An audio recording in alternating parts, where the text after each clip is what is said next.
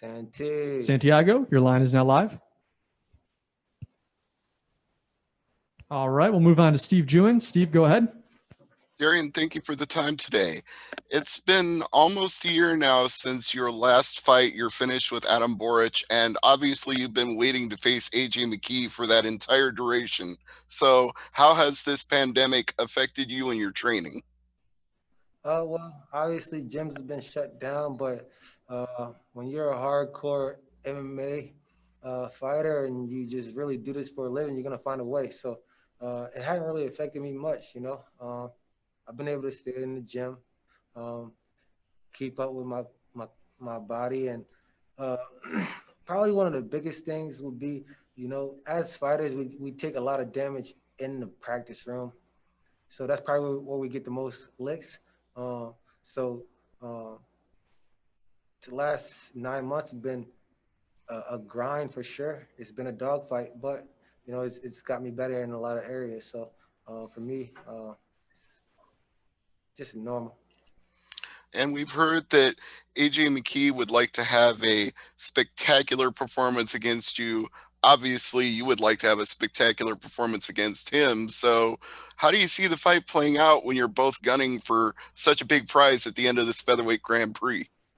Well, you know, it's you take it fight by fight. You know, obviously AJ is the next guy in line. Um, the way I performed my last fight, I don't see anything shorter than that one. You know, I think I'm gonna go out there and have my way with AJ. He's a great competitor. He's an up and comer, but I think I just got the tools to beat him. All right. We look forward to finding out Thursday. Thank you. Thank you. Donna, go ahead. Hey, Darrion, how's it going? What's up, D? Not too much. You and AJ back at the press conference back in March, back when there was no COVID-19, all the gyms were open, and you were set to fight. You had a little bit of a fracas at that press conference. How's the relationship now between you guys? I mean, have you seen him at the hotel or anything like that? Yeah, you know, again, this is business, you know. So anytime someone's in a way of your business, you either got to do something about it or you just make that thing non-existent. And so for me, he's been non-existent in the last 8 months to me, outside of just another number that I got to knock down. In this featherweight Grand Prix, there are a lot of people who have jumped around divisions. Of course, Patricio Pitbull just fought last week. He's going to be a potential finalist opponent for you, and he is going to have to. So let's say he were to fight you in the final, he would have to then his next fight, win or lose, would have to be at lightweight because he's got another title there. Are you completely finished with fighting at bantamweight at this point, or do you think you have another run to the title there? I mean, I've been saying this for years, and I don't think you guys understand what I'm saying. I'm the bantamweight king, okay? And when I get back down there, it's on. It's on and popping when I get back down to bantamweight. What do you think of the current champion, Juan Archuleta? Juan's great. He's a great fighter. You know, he's been a champion in pretty much every organization he's fought in. So for me to have a guy like that, because when I was coming up in the rankings, let's be honest, it wasn't a lot to turn to. I mean, we had Joe Warren, who he's done a lot, but when you just match us up, it's just not a fair fight. But it wasn't much to base, you know, me off, you know. So we brought in Horiguchi. Horiguchi had a great 2 nights. Kind of put me to the back of the line, you know. And then Archuleta steps up. He gets a title. But you know, to have guys like Archuleta, Horiguchi, Sergio Pettis in the weight class at 35, it just makes it more fun, makes it more realistic for me when I'm talking best bantamweight in the world. Who do you think is going to be facing you in the final? Is it going to be Emmanuel Sanchez or is it going to be Patricio Pitbull? I just want to see the Pitbull. Mm-hmm. Thank you. All right, we'll go back to Santiago here. Santiago, your line is now live. Hi, Darrion. Greetings from Amsterdam. Who is going to be in your corner? Jacob Benny. He's been my head coach pretty much throughout my whole career. I also added Coach Sam. He's one of my striking coaches, and Bobby Green will be there as well. Thank you. Good luck on fight night, sir. Thanks. Jay Anderson, go ahead. Thanks very much. Darrion, welcome back, man. You started your own career 9-0, so I mean, you know what it's like to be an undefeated fighter like AJ. You also know what it takes to come back from defeat. Is there something in the losses in that experience that gives you the edge over AJ, given he hasn't had to go through that adversity? Yeah, I think adversity definitely can make or break you, you know. And for me, I've been through adversity throughout my whole life, you know. You look at the media today, you know, the way you just look at the way things go, you know, it's a lot of black on black crime, right?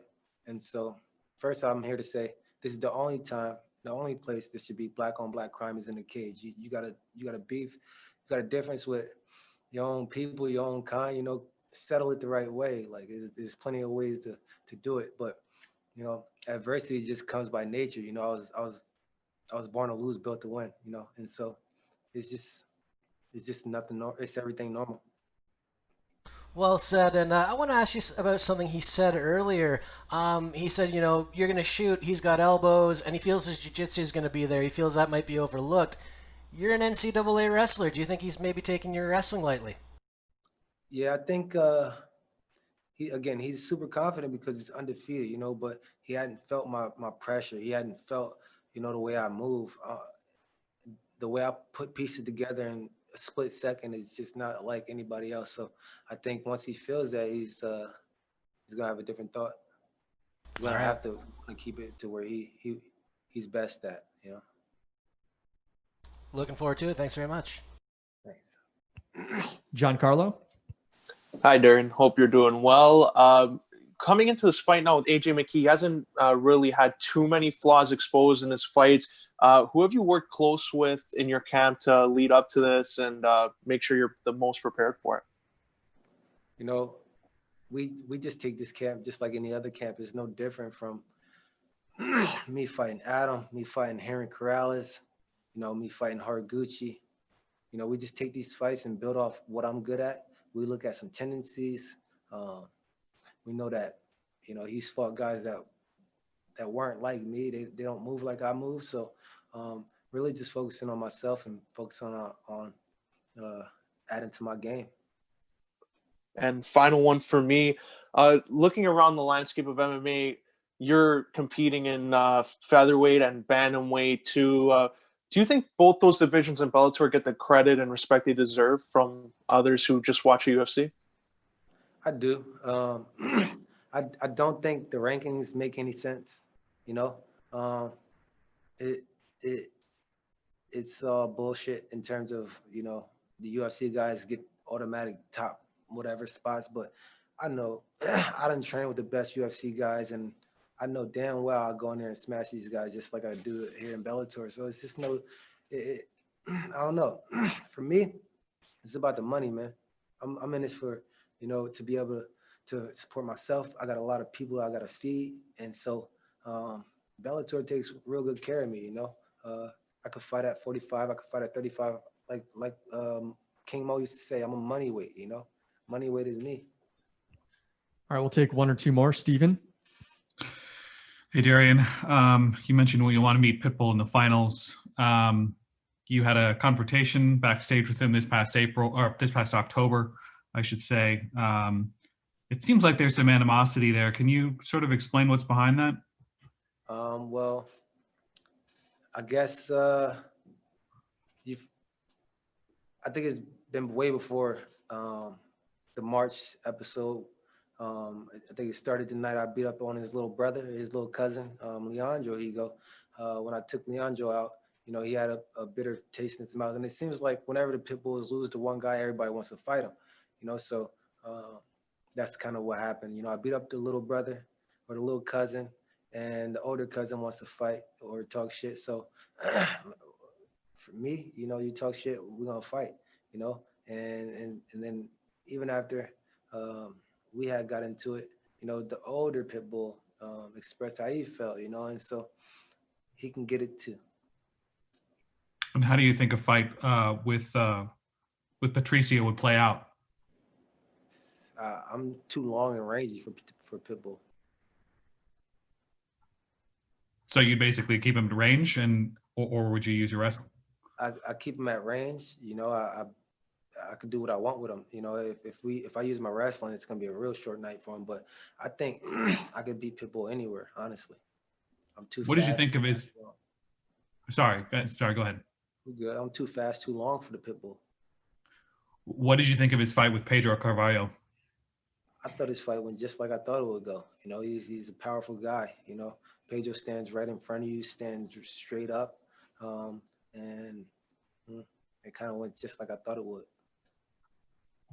Gotcha. Thank you. Last one, Matthew. Hey, Darrion, Matthew Allen of Fight Night Picks. In your last performance against Adam Boric, you had the chance to take an O from an undefeated fighter, and you're faced with a very similar opportunity this Thursday. Does that add any extra motivation going into this fight, that not only if you win, you make it to the finals of the featherweight tournament, but you also get to take and give AJ McKee his first loss? Absolutely. I like to be the guy to put a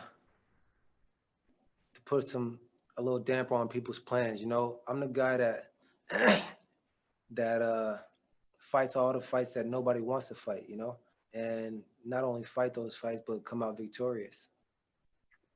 And last thing from me, AJ had said that he's quite excited to fight without a crowd there because he'll be able to hear your corner, he'll be able to hear his own corner, the instructions will be a lot more clear. What are your thoughts going into this without having a crowd present? It's just like a normal day in practice, you know. It works for him, it works for me, and I think we'll all be happy that there's no crowd there. All right, Darrion, thank you very much for the time today, and good luck the rest of the week. Thank you, guys.